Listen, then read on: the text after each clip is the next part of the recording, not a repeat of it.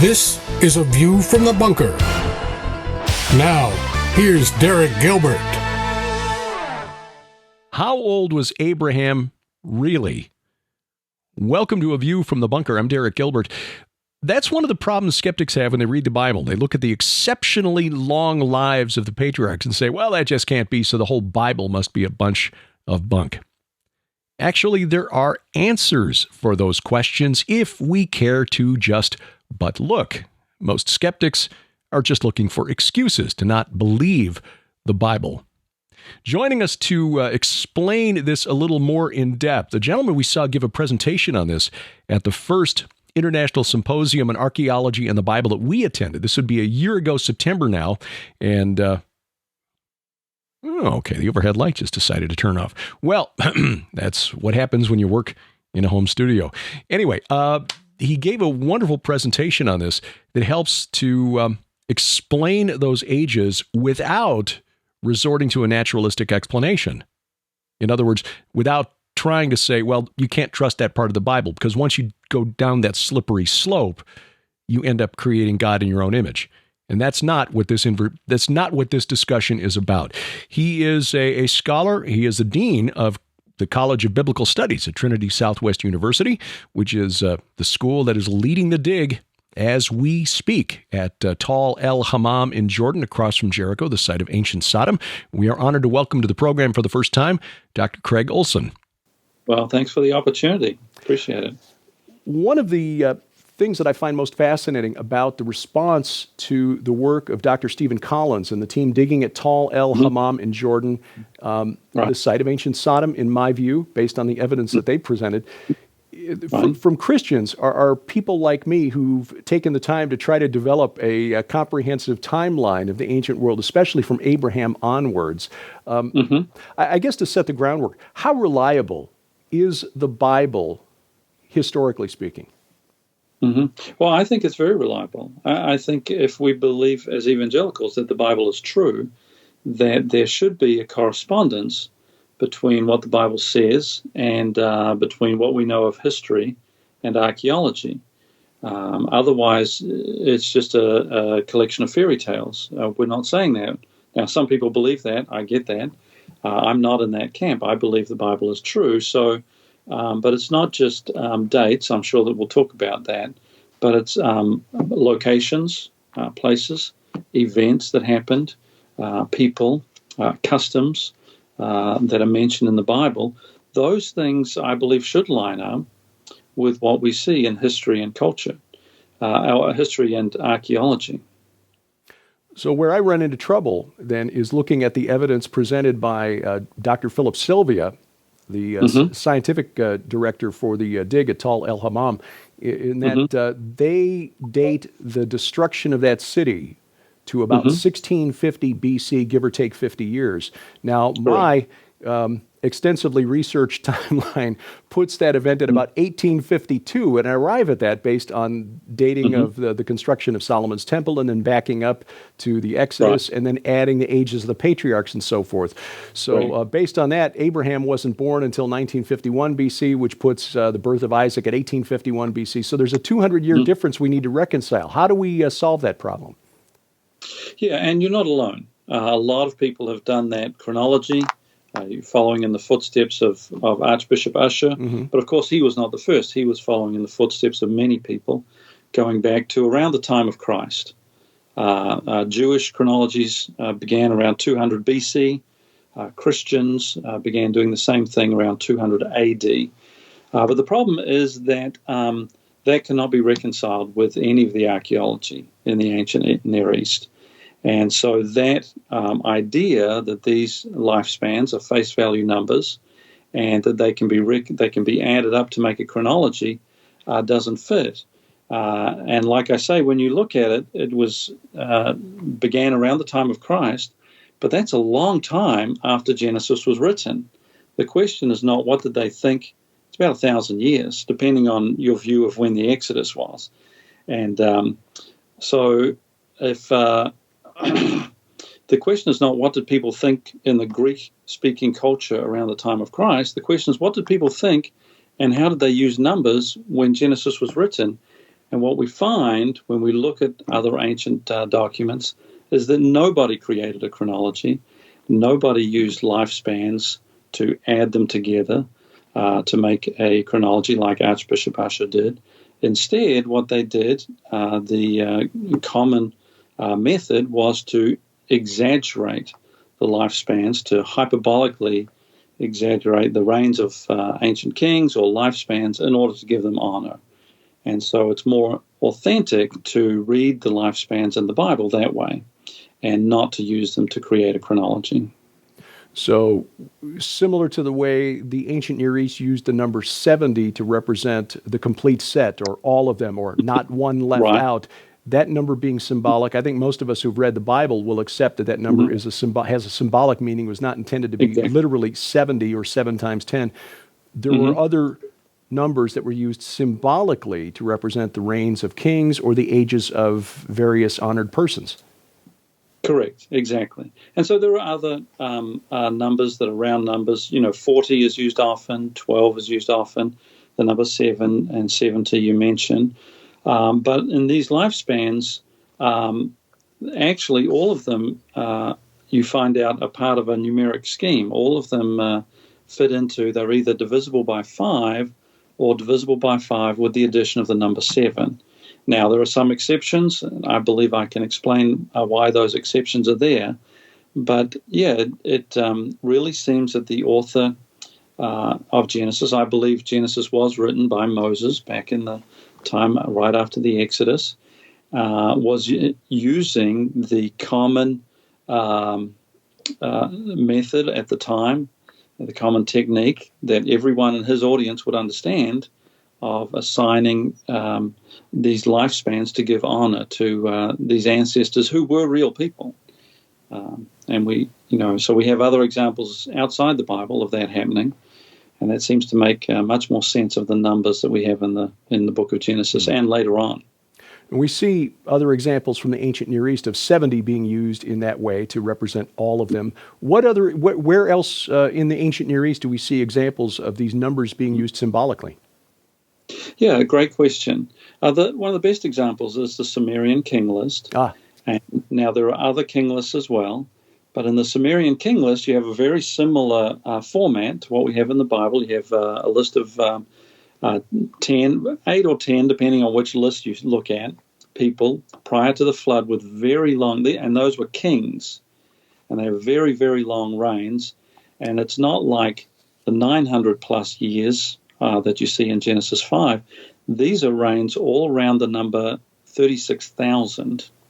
So some had reigns of like 43,200 years or 36,000 years. And so clearly it's a hyperbolic exaggeration. Then they have the flood, and then they have reducing reigns of their kings down to more reasonable, normal reigns that we would think of when they get to the kings that they knew. Now, historians know that these kings listed in the Sumerian king list were real kings. So they're real people. And this was a way that the writer gave honor to their ancestors by exaggerating the length of the reign of their reign. And, of course, we know, and ancient Sumerians knew, nobody lives for 43,200 years. They knew this was a way to bestow honor. We have a similar thing. There's another king list, the Lagash king list. There's a similar format. The Turin canon in Egypt has some extended lifespans, although they're not talking about kings or ancient people. They're talking about semi-gods. But there are other ways that these numbers are used symbolically.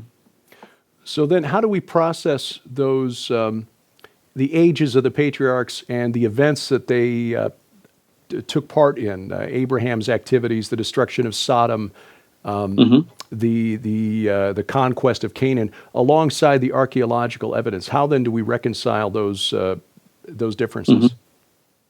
Yeah, so if what happens, if you take these numbers, these lifespans at face value, which Christians have done, like I say, for a long, long time, because literally that's what the text says. The text says Abraham lived 175 years, and then he died, at a good old age. And so the face value reading is, well, he lived to be 175 years old.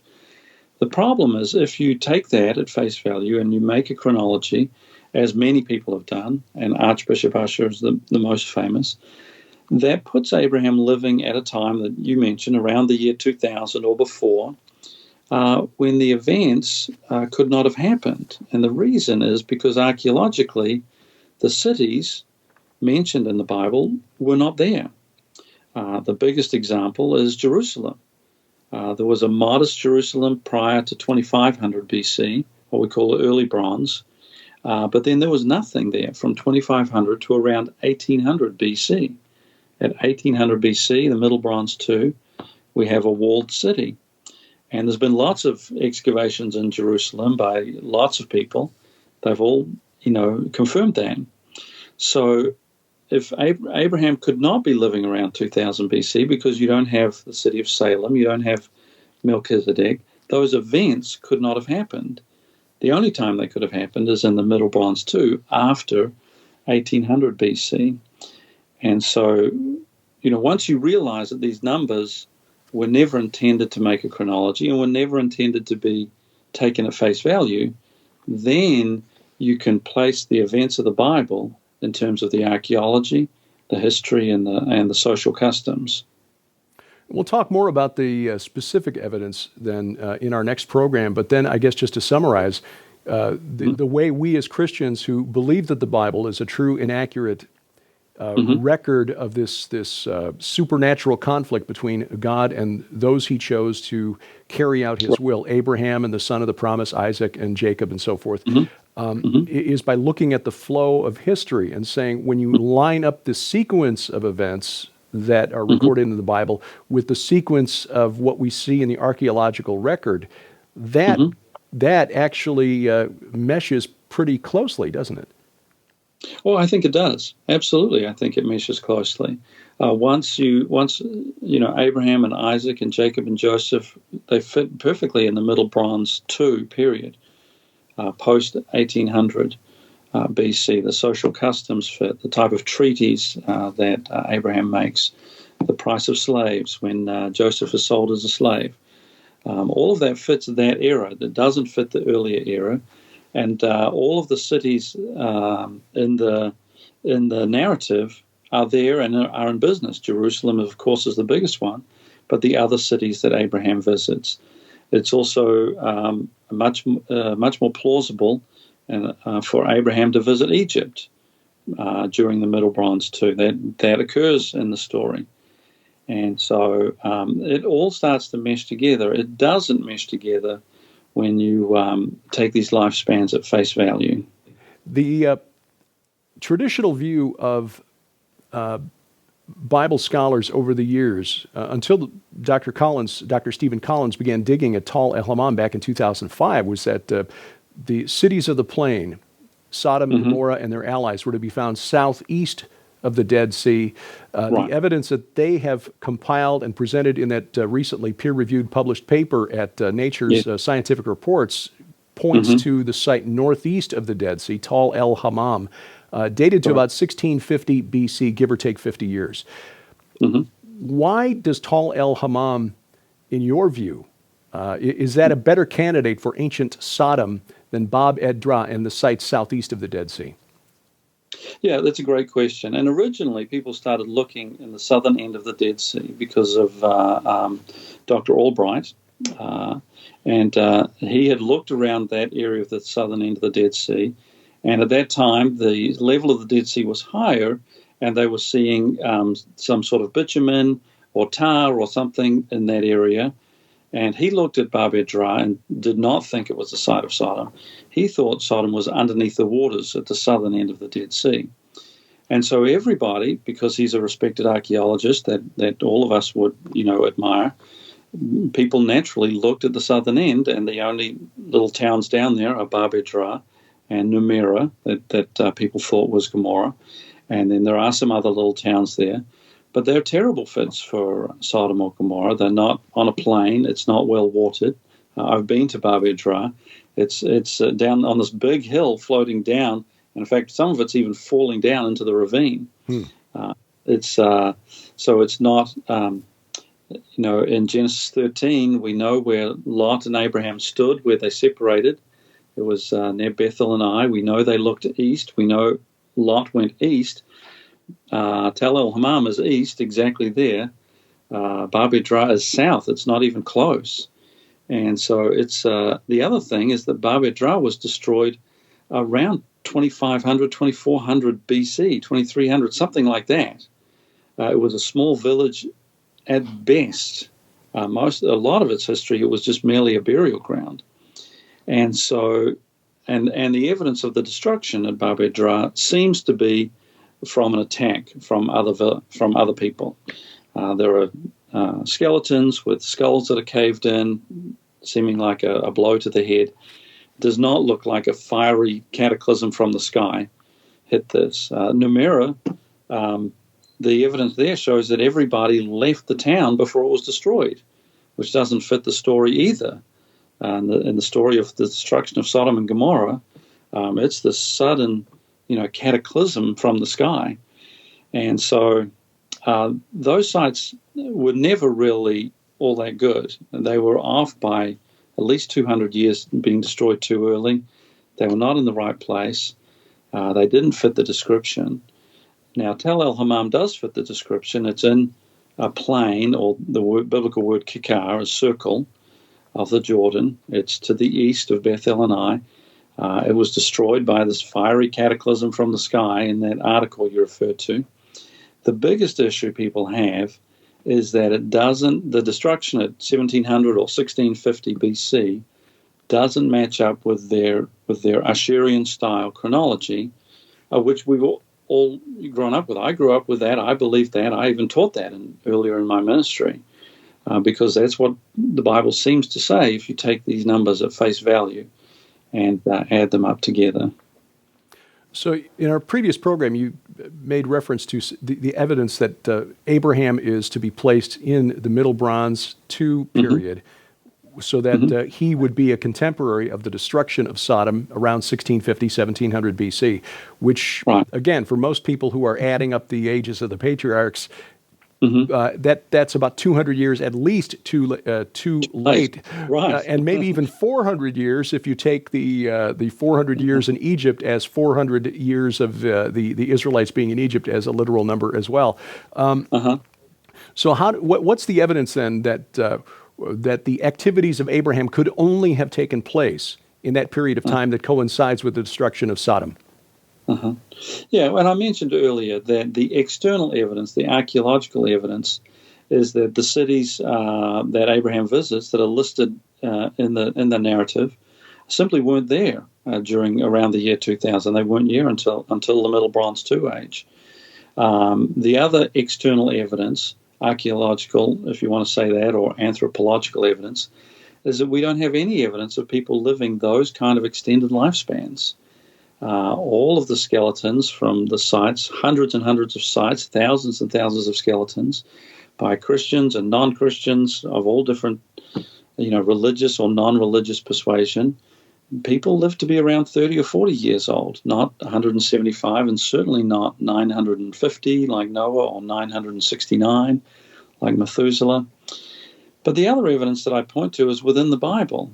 And when you look within the Bible and take those numbers at face value, the narrative doesn't even make sense.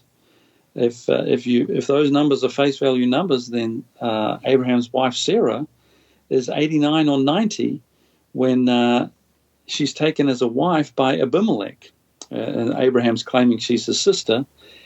I'm like, 89 or 90? I don't think so. That's not a really worthy contestant for the Miss Abimelech contest.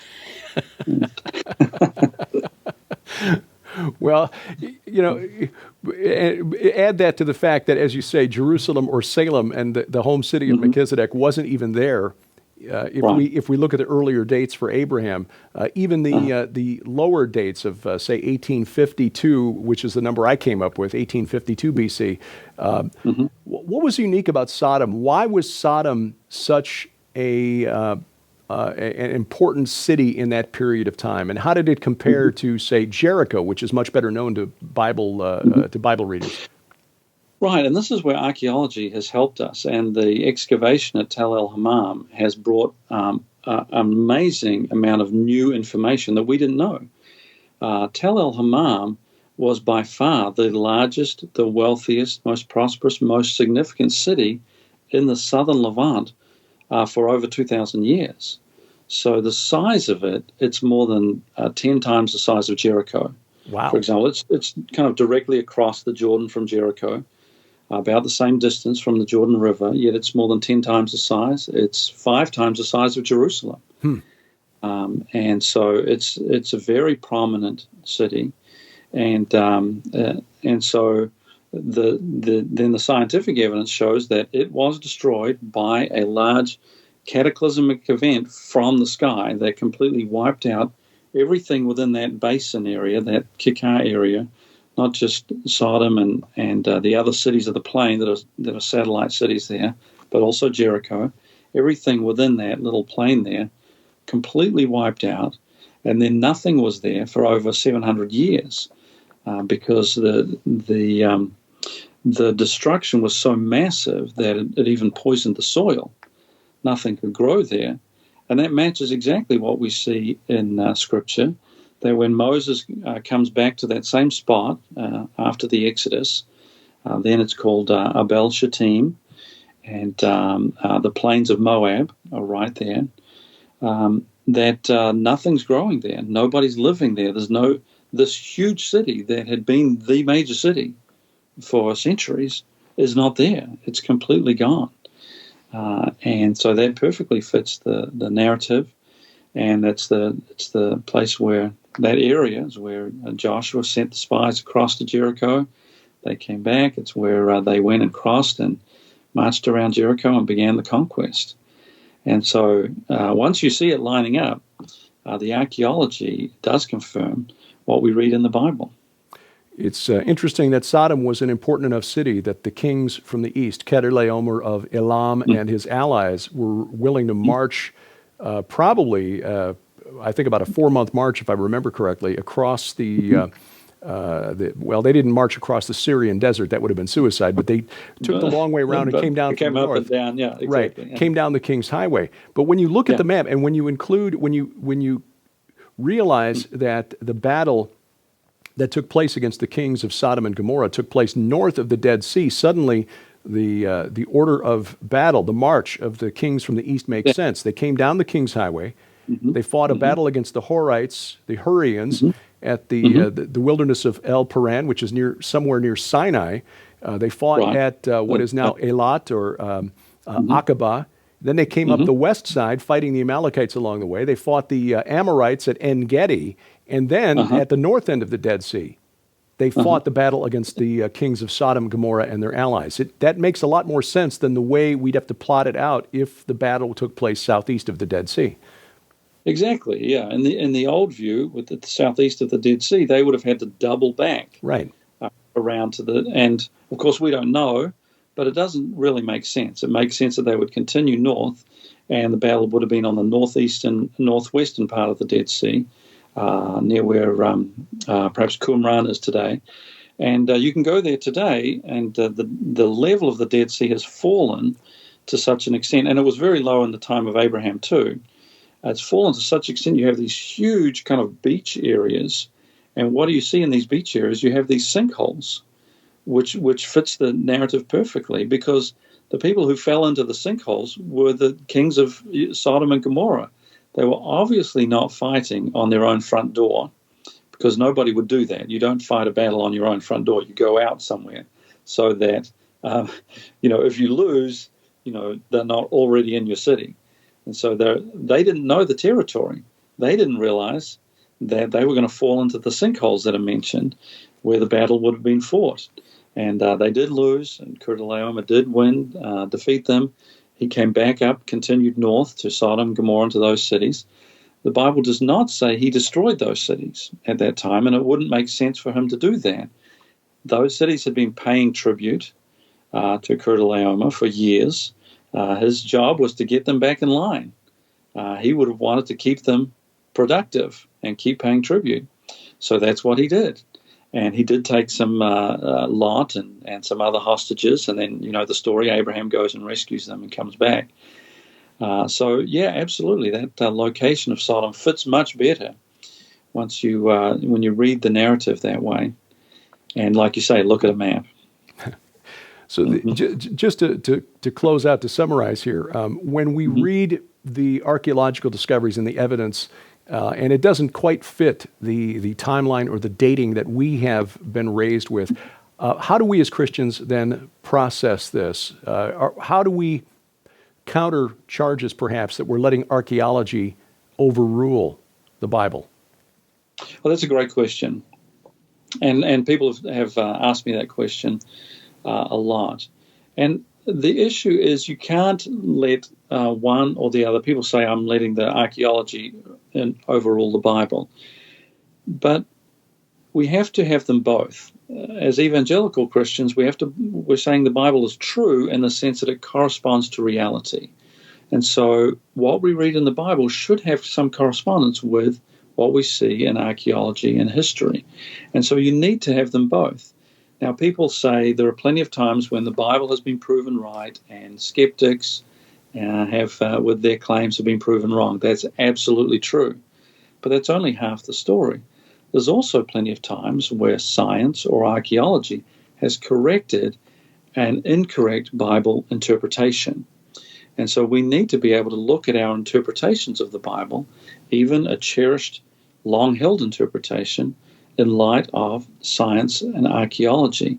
And so this interpretation of that these lifespans were intended to create a chronology, as I mentioned earlier, that interpretation didn't occur until 1,000 years after Genesis was written. It was the first time anybody thought of that.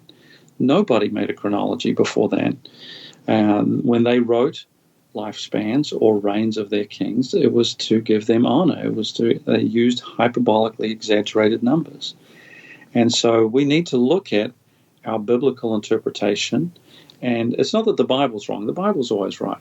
But sometimes our interpretation needs to be corrected. And oftentimes, archaeology has helped us correct that. And I believe this is one of those cases. Dr. Craig Olson, Trinity Southwest University, thank you so much for your research and for your time today. Oh, no problem. Thank you. Interesting stuff. And I know that this is one of those topics that can really divide Christians, because when you start saying, well, there are explanations for these numbers that don't seem to make sense in the Old Testament, there are some people who just don't want to hear that because it appears to be questioning the authenticity and the supernatural origin of the biblical text. And again, that's not what this is about. It's just they used numbers and they recorded history differently 3,000 years ago than we do today. And so when we read into Scripture and try to say, well, the Bible's a bunch of myths and fairy tales because, look, this doesn't make sense per our 21st century worldview. We are trying to impose our modern expectations of scholarship on people who lived 3,000 or 3,400 years ago. Anyway, coming up,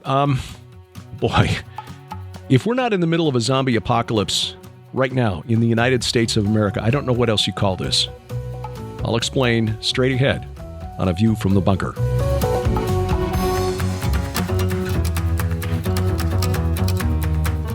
Prepare for spiritual war by arming yourself with information.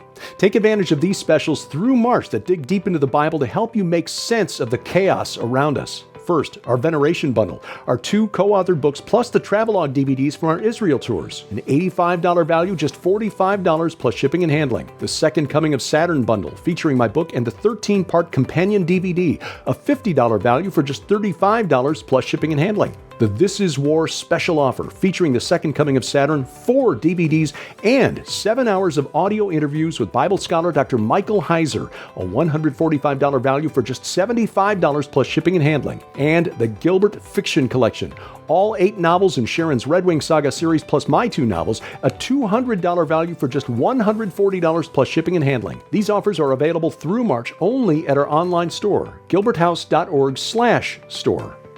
And again, we thank you for your prayers and support.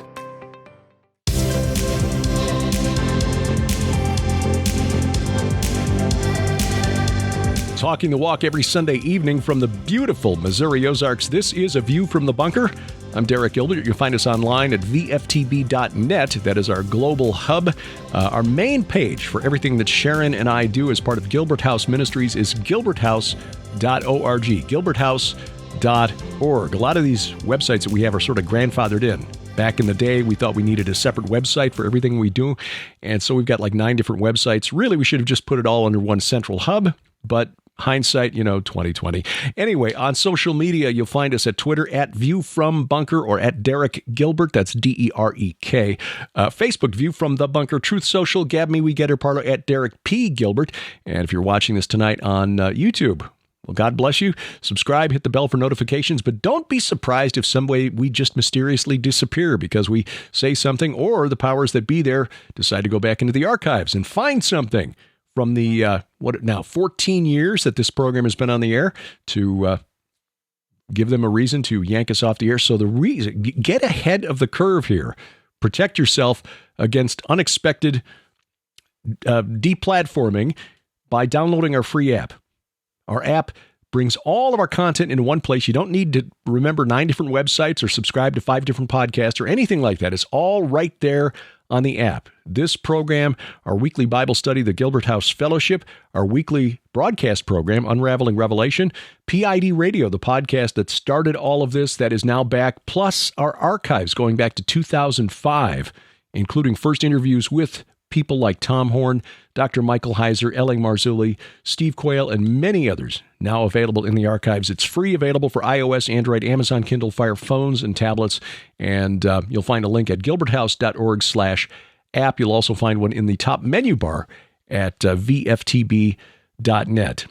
Zombie apocalypse. What will this look like? It is really bizarre that American preparedness agencies like FEMA and the Centers for Disease Control actually go out of their way to show preparedness tips for the zombie apocalypse. Now, I get they're trying to make people aware of the necessity or the wisdom of preparing for unexpected events by using a very popular entertainment trope, zombies, Walking Dead, or whatever, to get people to click and read. Say, hey, maybe we should have some water and some medical supplies and maybe some extra food around the house. We've been recommending this for years. People like Tom Horn and Steve Quayle, likewise, have been doing it much, much longer and better than Sharon and me. The wisdom of being prepared for the unexpected, because you never know. It won't be zombies, but it might be a tornado, a nasty winter storm, a hurricane, an earthquake, something like that. But there is what looks like a zombie apocalypse taking place on the streets of our major cities here in the United States. And this is horrific. I first became aware of this by accident. I was just on YouTube one night. Not that I spend a lot of time there, but just one of those videos that gets recommended to you caught my eye, and I clicked on it. I honestly thought, seriously, I honestly thought this was a viral marketing campaign for a post-apocalyptic zombie film. Until I read and I watched a few more videos from that user's channel and found that these are just street scenes from Philadelphia, city I lived in back in 1986 and 87 when I was working as a top 40 radio disc jockey on the air at night on Eagle 106. There were rough spots in Philly then. I arrived in Philadelphia in the summer of 86, which wasn't long after the city under Mayor Wilson Goode had bombed a cult group that had taken over a block of row houses and had fortified it, turned it into a fortress. And in frustration, I should say, the mayor authorized the police dropping incendiary devices that set the houses on fire, and a bunch of people, including some children, got killed. And we were taken on a tour of the city, drove past it. It's like, what happened there? Because they had just demolished the row houses. There was just a big hole where the homes had been. But things are worse now because of this new drug called Tranq. The actual term is xylazine.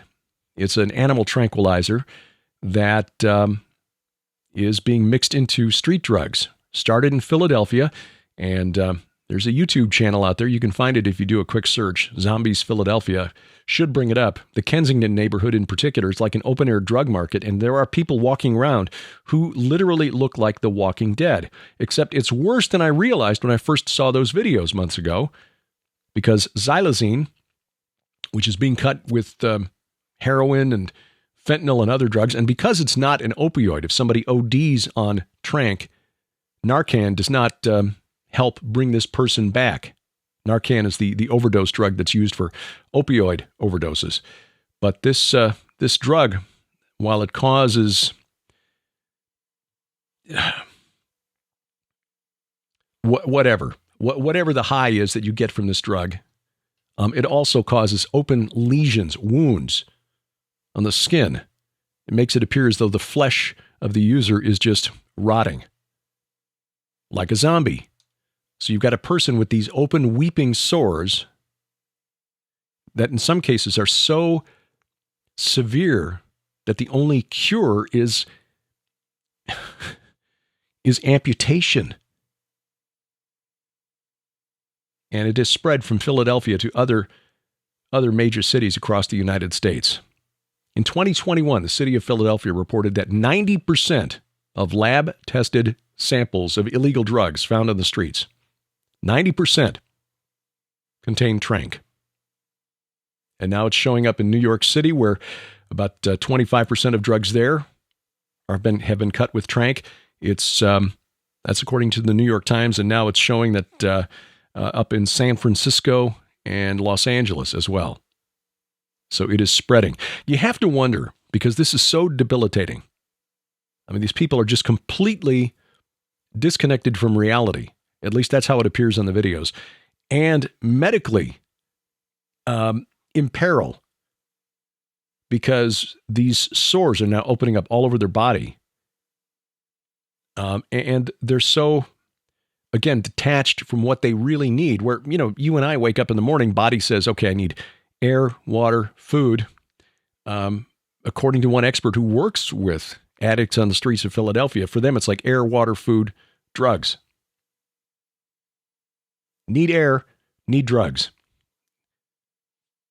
They're not thinking about their medical conditions because of these sores that are opening up thanks to this animal tranquilizer. It's used as a veterinarian's toolkit, but it is not approved for human use. And if you've seen any of the pictures, you can find this on the web if you want to look at the stories.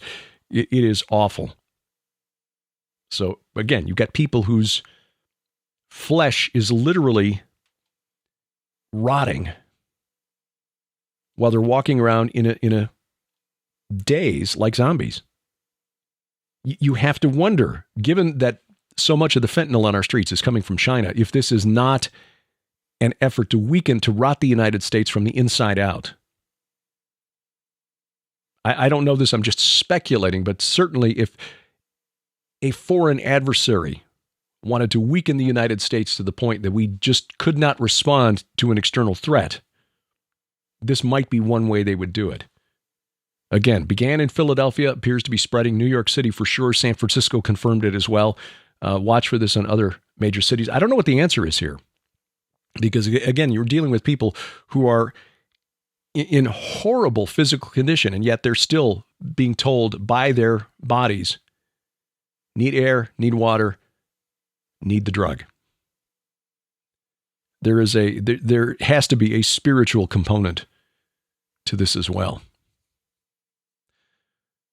Well, coming up, we've got a couple of virtual conferences to tell you about, but still waiting on final details on some of these. The Skywatch TV virtual conference for spring, I know, is slated for the month of April, so we should be close to announcing that here shortly.